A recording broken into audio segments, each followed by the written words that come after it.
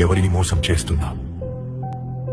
నాలుగు గోడల మధ్య నీవు చేసే చీకటి పనులు దేవుడు చూడలేదనుకుంటున్నావా?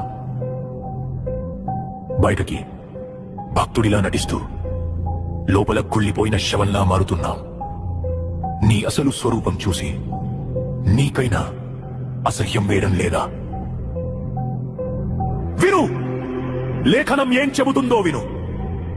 కుక్క తాను కక్కిన దానికి తిరిగినట్లు మూర్ఖుడు తన మూర్ఖతను మరల చేయును. మళ్ళీ అదే పాపం, మళ్ళీ అదే అబద్ధం, మళ్ళీ అదే వ్యభిచారం. కక్కిన వాంతిని తినే కుక్కకి పదే పదే పాపం చేసే నీకు తేడా ఏముంది? నువ్వు మనిషివా లేక ఆత్మ చచ్చిపోయిన మృగానివా?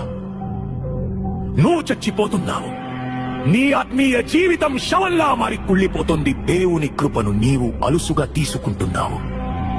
ఆయన ప్రేమిస్తాడు నిజమే, కానీ నీ పాపాన్ని ఆయన సహించడు. నీవు లేచి మొదటి జామున మొర్ర పెట్టిన నీ హృదయమును నీళ్లు కుమ్మరించున్నట్లు ప్రభువు సన్నిధిని కుమ్మరించుము. మోకరిల్లు, నీ కపట భక్తి చాలు. నీ పాపం వల్ల నీ ఆత్మీయ బిడ్డలు మూర్జిల్లుతున్నారు. నీ చేతులను ఆకాశం వైపు ఎత్తి క్షమాపణ అడుగు. ఇది నీ ఆత్మను బ్రతికించుకోవడానికి దేవుడు ఇస్తున్న ఆఖరి అవకాశం. శరీరం బలహీనంగా ఉందని సాకులు చెప్పకు. నీ శరీరం ముసలిదవుతుందేమో కాని నీ లోపల చచ్చిపోతున్న ఆత్మ సంగతేంటి? మా బాహ్య మనుష్యుడు నశించుచున్నా, మా అంతరంగ మనుష్యుడు దినదినము నూతన పరచబడుచున్నాడు. నువ్వు మారాలి అనుకుంటే లోకాన్ని కాదు, దేవుని శక్తిని ఆశ్రయించు. నువ్వు పాపంలో పడుతున్నావంటే దానికి కారణం నీ బలహీనత కాదు, నీ పిరికితనం. గుర్తుపెట్టుకో, దేవుడు మనకు శక్తియు ప్రేమయు ఇంద్రియ నిగ్రహమును గల ఆత్మనిచ్చెను గాని పిరికితనము గల ఆత్మ నీయలేదు.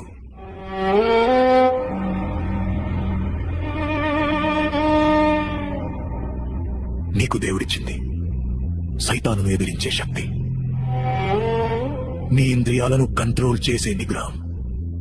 ఆ పిరికితనాన్ని వదిలిపెట్టు. కుక్కల వాంతి దగ్గరకు వెళ్లడం మానే. ఇప్పటికైనా బుద్ధి తెచ్చుకుంటావా లేక ఆ మూర్ఖత్వంలోనే పడిచ్చేస్తావా? దేవుని తీర్పు నీ తలుపు తడుతుంది.